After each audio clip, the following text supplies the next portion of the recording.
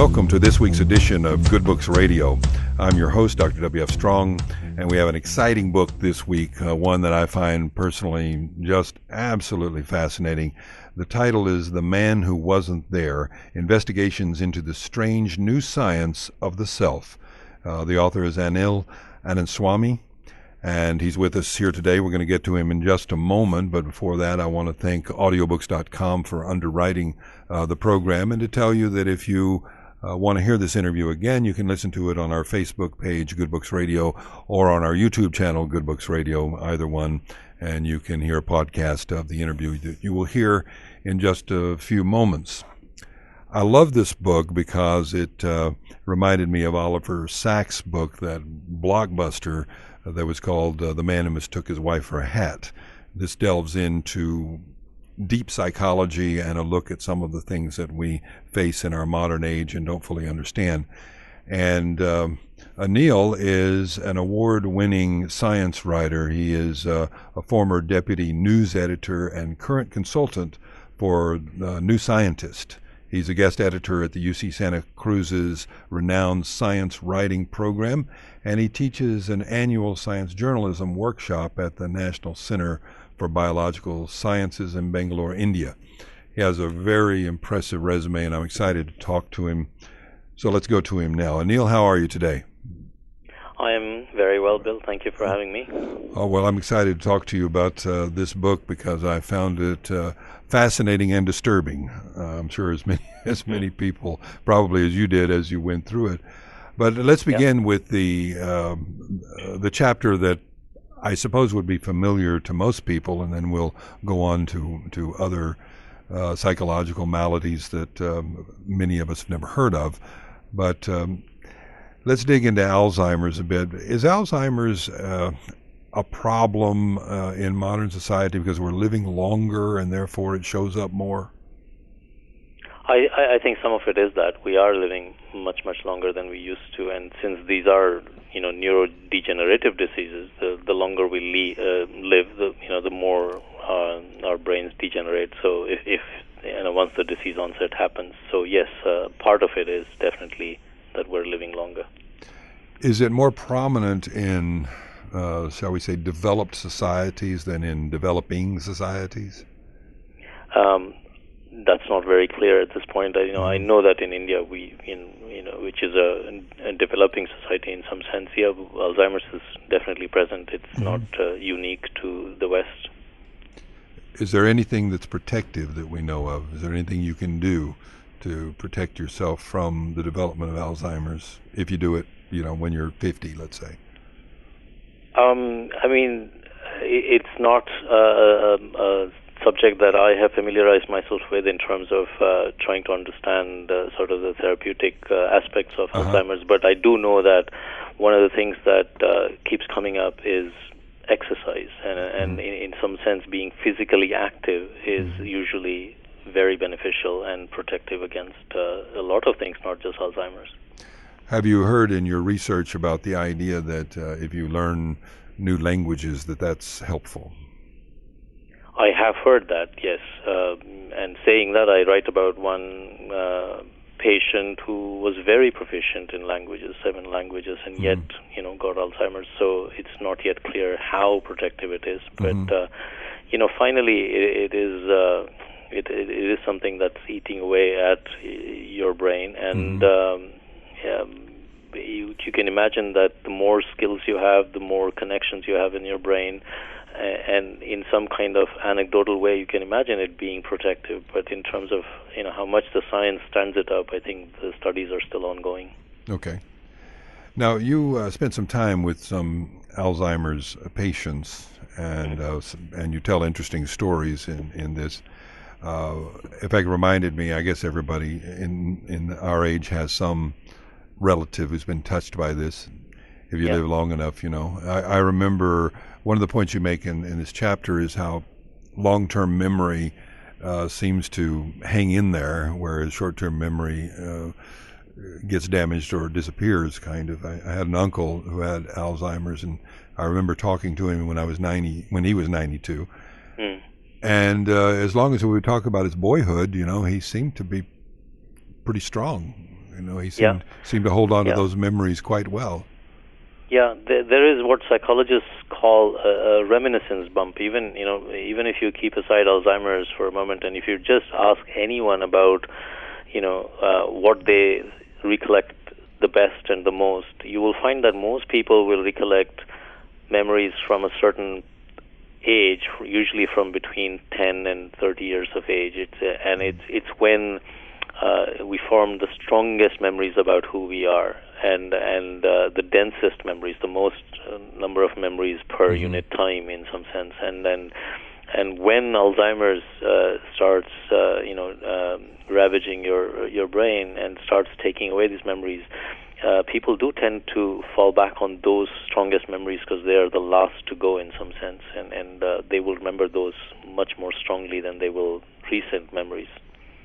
Well, I remember you were talking about a guy in the book named Alan, and how his strongest memories were connected to his time in the Air Force, I believe, right? Right. And in his late teenage years and early 20s, and he would keep going back to those memories. I had a sense of his life from having talked to his wife, so she had actually filled me in to the actual sort of narrative of his life in terms of the right sequence of events. But when I was actually talking with him, if I had heard him for the first time without knowing his life history from speaking to his wife, I would have been very confused, or I would have assumed that that's what it was. It turned out that even in his own mind, his life story, the sequencing of the episodes in his life were scrambled. They weren't coming out right. So Alzheimer's really gets into the core of who we are in terms of the story that we are. I think you publish a paragraph here that I think describes that beautifully. I'll read a piece of it where he was just talking about his memory, and he said, we joined the Air Force here and we continued to make up situations. Everybody wanted to be in airplane flight, but then somebody said, no, you have to have algebra. Some people said I didn't have algebra. That's what I said. Okay, we'll do something else. So that kind of bizarre stream of consciousness comes from. Yeah, and I think that particular paragraph is something I quote verbatim. I mean, it's literally what he said. And as I just said, if I hadn't known about his backstory, about his, the actual life that he lived, it would have been very hard to make sense of, what he was saying. And but he was lucid, and that's the lucid in the sense that he was saying these things. And you were very clearly in the presence of someone intelligent and someone who had a lot to say, but at the same time you could see that the narrative that he was being able to tell you was all scrambled up. Yeah, I remember that from my uncle, that even though he would talk about things from his boyhood and seemed to have those firmly in hand, it was like he had a whole bunch of YouTube videos in his head and he would jump from one to the other, mixing them. That's a fair way of putting it. Absolutely, yeah. The other thing that I found kind of amusing was you were talking about his when he went in for his Alzheimer's test, and one of the elements of the test was to count backward by sevens from 100. And I thought to myself, there's a lot of people who can't do that who are perfectly fine. They are mathematically challenged. They couldn't do that. Yeah, I mean, I would imagine, that there will be people who wouldn't be able to do that regardless of Alzheimer's or not. So true. So I'm sure there are other tests also. So it can't be just that one test to diagnose the condition. It just must be a suite of tests that you do. Yes, many things. I would potentially possible, and depending on the time of day, I would probably struggle with that. My wife said, I gave it to her, and she said, well, once I got to 96, I wouldn't be able to go any further. Yes. So let me see, going on Alzheimer's, which obviously is something that causes great pain to many families who must struggle with this. One of the elements that you talk about that I found encouraging at some level was the fact that when she was going to put him finally in a care facility because she just couldn't handle it anymore, he seemed to have a moment of breakthrough where he said that it seemed like a nice place to him, and that it would be okay, that they would always be connected. Yeah, that was a very moving Yes. moment for her, and I think she was extremely touched by how present and lucid he was at that moment. So it was almost a relief for her to know that he was aware and that he was okay with it. Mm-hmm. But yeah, no, and it was very surprising. It happens. There are stories about Alzheimer's patients who suddenly, become very lucid, and it's somewhat of a mystery how that happens. I don't want to get away from the theme of your book, which is the science of self. And so you're writing about Alzheimer's not as a prescription for dealing with Alzheimer's, but to demonstrate how the self gets lost. Right. So I think for me, the purpose of examining conditions like Alzheimer's or the other ones in the book like schizophrenia is to understand what it must be like to be suffering from these conditions, and what it must be like to feel that some part of what you are has changed, and by understanding that, then asking the question, can we understand how the brain constructs the self, this whole feeling of what one is, in the first place? How does it put it? How does the brain do this? How do the brain and body together do this? And by looking at Alzheimer's, you get an insight into one aspect of the self, which is the narrative self, the story that we are. So when you ask someone, who am I, you're more likely than not to get a story out of them, just like we were talking about Alan's story.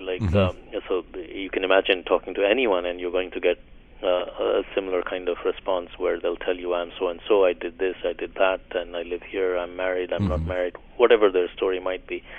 And what Alzheimer's gives us clues is to the nature of this narrative self, and also poses a question, because in philosophy and of the self, there have been philosophers who have argued that all we are is the narrative, that you take away the narrative and there is nothing left, that the sense of an I, when I say I am so-and-so, the sense of an I comes about because the brain constructs these narratives, and sort of we have this feeling of being an I that is the author of the narrative, but there is nothing there once the narrative goes away. And actually Alzheimer's really challenges that viewpoint, because people do lose their narrative quite significantly.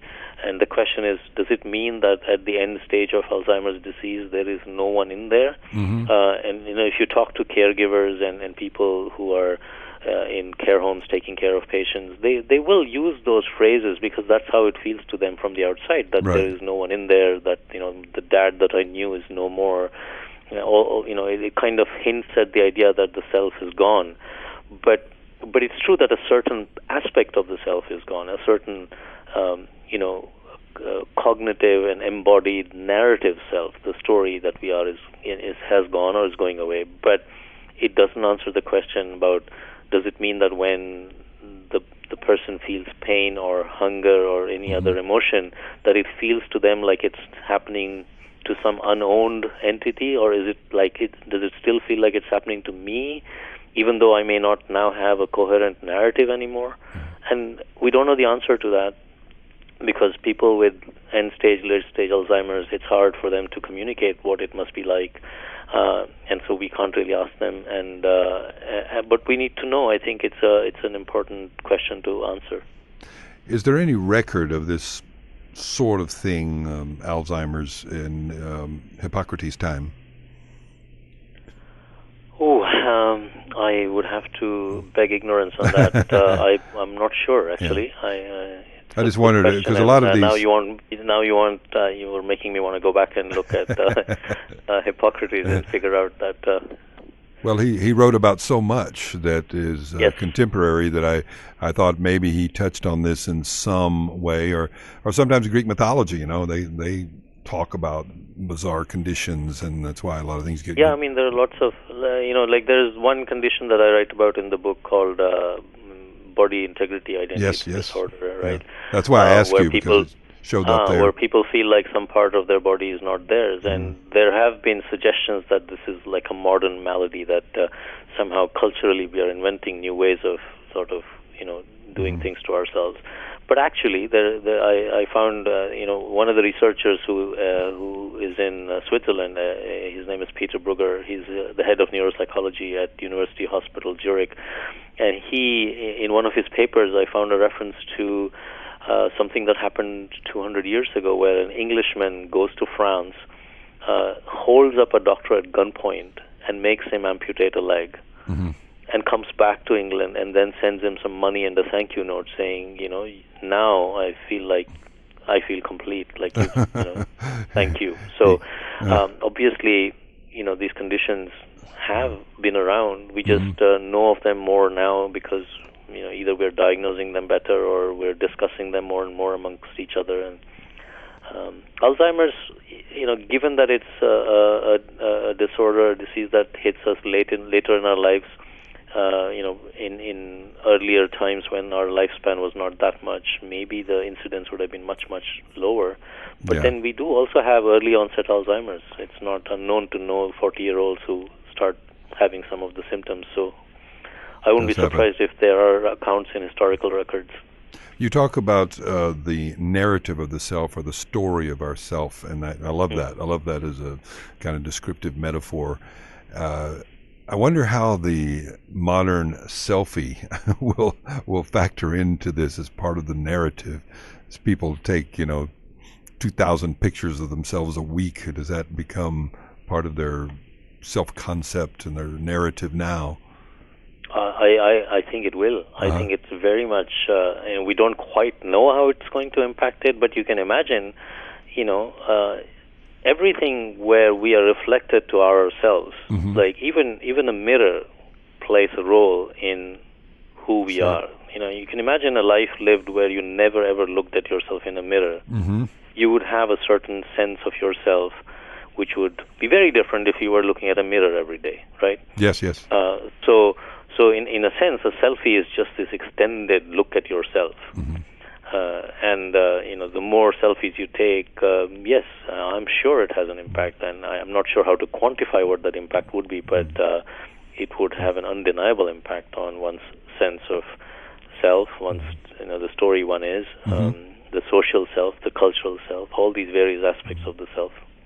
There was a study done a few years ago where, maybe you've heard of it, they put, it's quite extensive really, they put some older men, let's say they were 60-ish, and they put them in to live in a house where there were no mirrors and there were no pictures. They gave them pictures of themselves, but 10 years younger versions of themselves. Yeah, I know this. You know the study? And then they had better flexibility, they had lower blood pressure, as long as they had no vision of themselves as the older self and saw only the younger self, they tended to grow in sync with that younger narrative, you might say. And the house was kind of populated with reminders of an earlier, younger time in terms of cultural, things that reminded them of, things that happened when they were much younger. It actually speaks to the idea that the self is not just of the mind or of the body. It is everything. It is something where the body and the brain and the mind and culture interact, extensively to create, one's final complex self. And that experiment shows that, your environment and how you perceive yourself had an impact on the body. And the reverse can also be true, where, you act out a certain way and then it influences how you feel. And so it's a very complex interaction of all the elements, and you can't say, the self is only, in the mind, only in the brain, only in the body. It's all over and nowhere in particular. It's quite a labyrinth. It is, yeah. Well, let's go on to the other one, because we're just eating up a lot of time here, and there's so many fascinating things to talk about, and we can't get to all of them. But the one that really struck me, because I had never heard of it before, was the one you just mentioned, which was people who feel that the leg that they have is not their own, or the arm they have is not their own, and they don't feel whole until they get it cut off, or they try to cut it off themselves. That's the most bizarre thing I've ever heard of, and yet it's very real. it's very real to them, and that's the thing to appreciate. That we're always talking of something about how it feels from within, and we have to take into account that these are subjective experiences. And while looking at it from the outside, you might say, "Well, that doesn't make any sense." Right. Well, of course, it doesn't make any sense to you or me, who is not suffering from that condition, but it is completely real for the person suffering. And in some sense, it's the opposite of a condition that most people will accept, and which is still kind of weird, which is the condition called a phantom limb. Right? Once if you have an amputation because of an accident or an infection, many people report that they continue feeling the presence of the limb even though the limb has been amputated. Now, if you think about it, that also makes no sense. Why would you continue to feel a limb that is not there anymore, right? And so in some sense, this condition BIID can be thought of as the opposite of that, where, well, now you have a limb, but you feel as if it's not yours. So it comes down to this idea that the brain constructs maps or models of your body, and what you perceive are the maps or the models.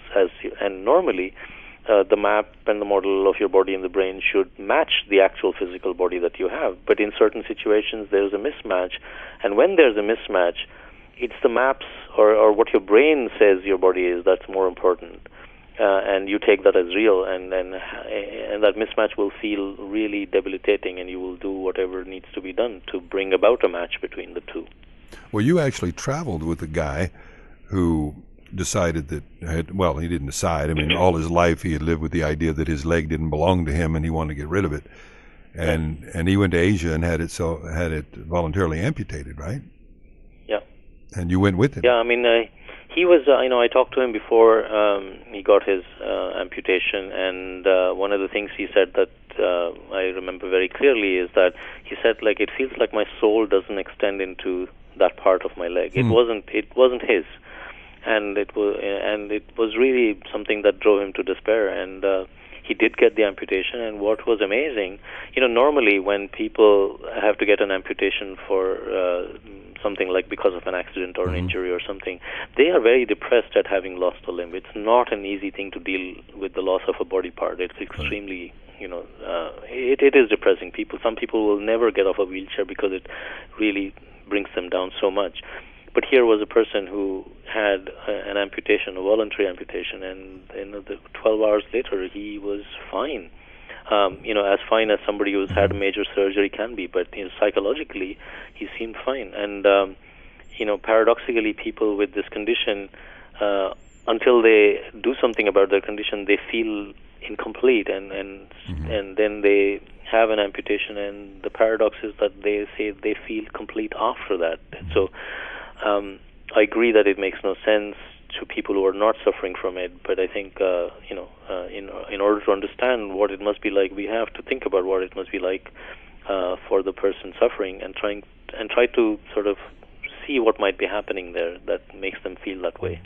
Well, a lot of people argue from that community, you might say, that it's no different than people who decide that their nose is wrong and they have it removed and replaced, so to speak, with plastic surgery. And I don't think that analogy quite holds, but it helps put it into a perspective that argues from their point of view. It's in that kind of sort of range of things that are sort of body image problems. When you perceive your body to be one thing, whereas objectively it is something else, and you will do whatever it takes to reconcile either how you want your body to be or how you perceive your body to be, and the mismatch with what the body actually is. There's a whole range of things. I agree that the analogy with plastic surgery is not quite accurate, but it's in the same realm, and the debate continues as to what to make of this, and the ethics of it. All of those things are open to debate, and people are debating it.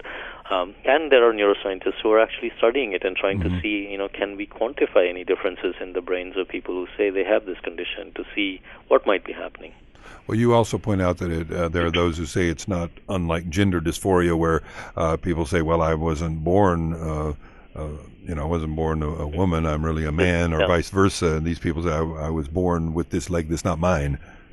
Yeah.